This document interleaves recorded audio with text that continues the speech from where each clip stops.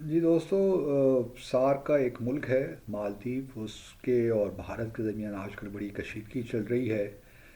پچھلے سال ستمبر میں انتخابات ہوئے تھے مالدیز میں، جس کی آبادی 5 لاکھ سے بھی کم ہے، لیکن بڑا اسٹریٹجیکلی لوکیٹڈ ملک ہے، اور تقریباً آپ کہہ سکتے ہیں کہ 1200 کے قریب اس کے چھوٹے چھوٹے جزیرے ہیں، جو کہ 800 کلومیٹر تک پھیلے ہوئے ہیں ایکویٹر میں۔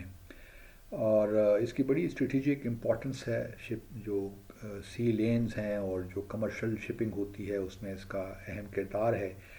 اور تو پچھلے سال ستمبر میں الیکشنز ہوئے تو محمد معیزو جو کہ اس وقت کینڈیڈیٹ تھے، انہوں نے یہ کہا تھا کہ اگر وہ الیکٹ ہو جاتے ہیں صدر کے طور پہ تو وہ بھارت سے کہیں گے کہ اپنی جو ان کے فوجی ہیں، یہ تقریباً 90 کے قریب، ان کو مالدیپ سے وڈرا کر لیں اور واپس چلے جائیں۔ ہوا یہ کہ محمد معیزو جو ہیں وہ انتخابات جیت گئے، اور نومبر میں جب وہ صدر بنے تو انہوں نے یہی کہا کہ جی اب آپ یہاں سے وڈرا کر دیجئے۔ اس کے بعد پھر ایک ہائی لیول کور گروپ بھی بنا تھا بھارت اور مالدیوز کے درمیان، تو اس میں وہ بھارت ٹال مٹول کرتا رہا، بھارت انسسٹ کرتا رہا کہ نہیں جی رہنے دیجئے۔ پھر ابھی پچھلے ہفتے محمد معیزو چین کے دورے پہ گئے، اور وہاں پہ انہوں نے comprehensive strategic cooperative frame partnership پہ بھی دستخط کیے۔ تو یہ اب بڑی بات سمجھ میں آتی ہے۔ اور پھر مالدیو کے جو نئے صدر ہیں انہوں نے یہ بھی کہا کہ ہم چھوٹا سا ملک تو ضرور ہیں، لیکن ہم کسی کو اجازت نہیں دیں گے کہ ہم بلی کرے۔ تو اب یہ بڑا واضح ہو گیا ہے کہ بھارت اس خطے میں بلی کرنا چاہتا ہے، اور یہ 1998 میں جب اب اس وقت کے صدر غیوم تھے تو ایک کو دیتا ہوا تھا، تو اس کو بچانے کے لیے بھارت نے اپنی فوجیں بھیج دی تھیں مالدیوز۔ تو اس وقت سے تقریباً آپ سمجھیے کہ مالدیوز بھارت کے زیر اثر ہے۔ اور جب یہ بھارت نے 2016 میں سارک سمٹ ہونی تھی، تو اوڑی کے واقعے کے بعد بھارت نے اسلام آباد آنے سے انکار کر دیا، تو مالدیوز نے بھی آنے سے انکار کر دیا، اور بھی سارک کے ممالک نے کیا لیکن مالدیوز نے بھی کیا۔ تو یہ بڑی خوش آئند بات ہے کہ مالدیوز کے جو کیونکہ ہمارا پاکستان اور بھارت مالدیوز کا بھی ہمیشہ سے اچھے تعلقات رہے ہیں، لیکن مالدیوز پچھلے کچھ دہائیوں سے اس کا جو انکلینیشن ہے یا ٹلٹ ہے وہ بھارت کی طرف ہوا ہے۔ لیکن اب دنیا تبدیل ہو رہی ہے، تو جو صدر ہیں انہوں نے اب یہ واضح طور پہ بھارت کو بتا دیا، چین کے دورے کے بعد انہوں نے واضح طور پہ بھارت کو یہ بتا دیا ہے کہ وہ 15 مارچ اس سال تک اپنے جو فوجی ہیں ان کو واپس بلا لیں، چاہے وہ کسی کام کے لیے ہیں، ہیلی کاپٹرز کی مینٹیننس کے لیے یا میڈیکل ایویکویشن کے لیے ہیں، جس کام کے لیے بھی ہیں، یا دو جو جہاز دیے تھے بھارت نے اس کی مینٹیننس کے لیے ہیں، انجینئرز ہیں، جو بھی ہیں ان کو وہ نکالے۔ تو اب دیکھتے یہی ہیں، اور مالدیوز کے صدر نے بڑے واضح طور پہ کہا ہے کہ اب دیکھنا یہی ہے کہ بھارت جو ہے جو بڑی بڑی باتیں کرتا ہے جمہوریت کی، آیا وہ اس اب ہماری جو مالدیوز کے لوگوں کی اب ایک رائے ہے یا ان کی خواہش ہے اس کے مطابق عمل کرتا ہے کہ نہیں کرتا۔ اور اب دیکھنا واقعی یہی ہے۔ دوسری طرف ایک اور بڑا انٹرسٹنگ واقعہ ہوا، کیونکہ اس پہ کافی بے چینی ہے بھارت میں، اگر آپ ان کے اخبارات پڑھیں یا ٹیلی ویژن دیکھیں تو اس پہ روز نہ روز کچھ چیز سامنے آئی جاتی ہے، اور بھارت بڑا اس وقت غصے میں ہے۔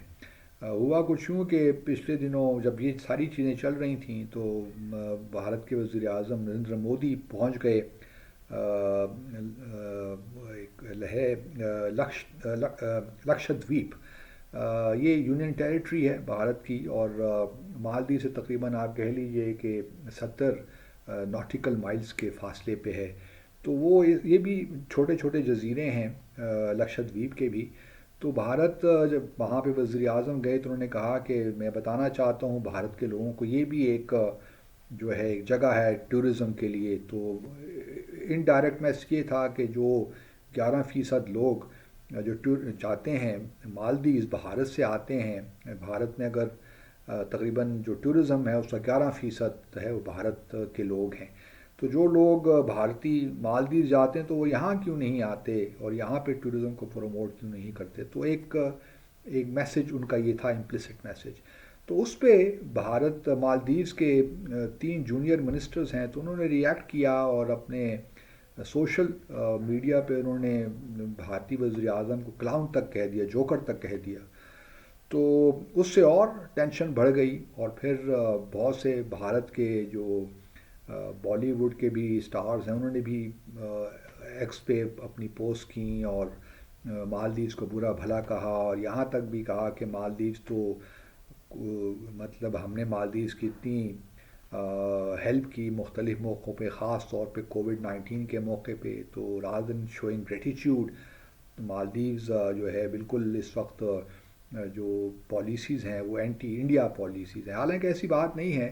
مالدیوز کو آئی ایم شیور پریزیڈنٹ محمد معیزی کو اس بات کا ادراک تو ہے کہ مالدیوز بھارت اس کا نیئرسٹ ہمسایہ ملک ہے اور امپورٹنٹ اور بڑا ملک ہے، تو اس کو نظر انداز تو نہیں کیا جا سکتا. لیکن یہاں تک انڈیا کے ٹروپس کی وڈرال کا معاملہ ہے، اس میں بھی بھارت کو اتنا سینسیٹیو نہیں ہونا چاہیے. اگر ایک ملک ساورن ہے، اور دا مالدیوز جو ہے یقیناً ایک ساورن ملک ہے، اس کی ٹیریٹری ہے، اس کو اس فیصلے کا حق ہے کہ وہ اپنی فوجوں اور بھارت کو کہے کہ اپنی فوجیں مالدیو سے نکالے. تو بھارت کو بھی اتنا سینسیٹیو اس معاملے میں نہیں ہونا چاہیے، اور اپنی جو بھی اس کے 80-90 فوجی وہاں موجود ہیں ان کو وڈرا کر لینا چاہیے. اور پھر جو بھی کوآپریشن ہے، کیونکہ اس کو اس تناظر میں بھی دیکھا جا رہا ہے کہ چائنا اور بھارت میں یہ ٹسل چل رہی ہے اس وقت، دوڑ لگی ہوئی ہے کہ وہ اپنا اس علاقے میں جو انڈین اوشن ہے اس میں اپنا اثر و رسوخ بڑھائیں. تو مالدیوز کے اس وقت کی جو رجیم ہے وہ آبویسلی ایک توازن رکھنا چاہتے ہیں. پہلے تو بالکل وہ بھارت کی گود میں ہی تھے، تو اب وہ تھوڑا سا اپنی جو اسٹریٹجک لوکیشن ہے اس کو استعمال بھی کرنا چاہتے ہیں کہ ہر طرف سے فائدہ اٹھائیں، بھارت سے ہی فائدہ اٹھائیں، چین سے ہی فائدہ اٹھائیں.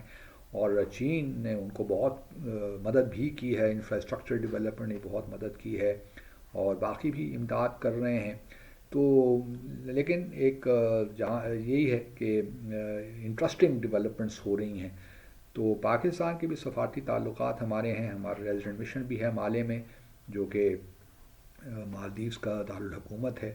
تو ہمیں بھی تھوڑا بہت اپنی ڈپلومسی میں ایک لحاظ سے اس کو انرجائز کرنا چاہیے. اور میں ہمیشہ کہتا ہوں کہ فوکس ہمارا بائیلیٹرل ریلیشنز پہ ہونا چاہیے. ہمارا جب تک کہ بائیلیٹرل ریلیشنز میں سبسٹینس پیدا نہیں کریں گے، اس میں زیادہ سے زیادہ ٹریڈ نہیں بڑھے گا، انویسٹمنٹ نہیں بڑھے گی، پیپل ٹو پیپل کانٹیکٹس نہیں بڑھیں گے، اس وقت تک ہماری ڈپلومسی وہ کچھ نہیں حاصل کر سکتی جو ہم چاہتے ہیں. اپنا خیال رکھیے. اللہ حافظ.